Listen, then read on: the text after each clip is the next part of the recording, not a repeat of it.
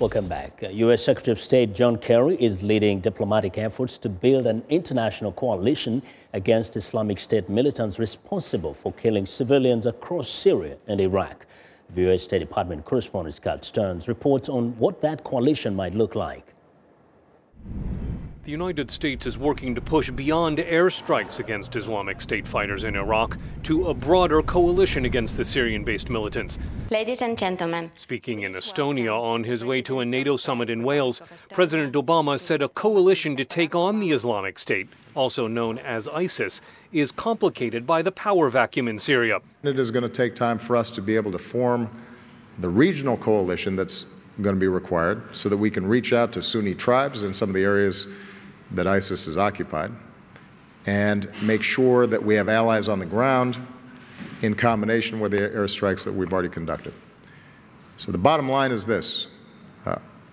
Our objective is clear, and that is to degrade and destroy ISIL so that it's no longer a threat not just to Iraq, but also to the region and to the United States. Such a coalition will include partners contributing in a variety of ways, says analyst Nora Ben Sahel. I think the United States is working very hard right now to try to build a coalition of countries that has like-minded interests about ISIS, to try to strengthen diplomatic efforts against the group, potentially economic efforts, financial sanctions and other things, sharing of intelligence, I'm sure, and other things, and potentially even bringing some of those states into a coalition to conduct airstrikes. All of which, she says, must be coordinated with Iraqi forces confronting ISIS on the ground. Ultimately, the only forces that are going to be able to roll back ISIS in any time frame are local forces, and that's why you're seeing efforts to train and advise.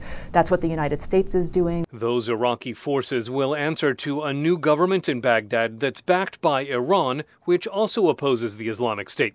Tehran and Washington sharing a common enemy could complicate a broader coalition, says former U.S. Ambassador to Iraq Ryan Crocker. We're at an extremely delicate time throughout the region, certainly in Iraq, as the Iraqis struggle to form a government that needs to be inclusive enough that it will bring the Sunnis back into the process. I think any overt cooperation between Iran and the United States could create far more problems than it solves. An active role for Iran also may unsettle Saudi Arabia and Egypt, both important members of a coalition against the Islamic State, says American University professor Akbar Ahmed, especially as Washington needs more than military might. The Islamic State is out of control. The atrocious behavior, the beheadings, the treatment of minorities, the treatment of Christians and so on, this has to be effectively checked.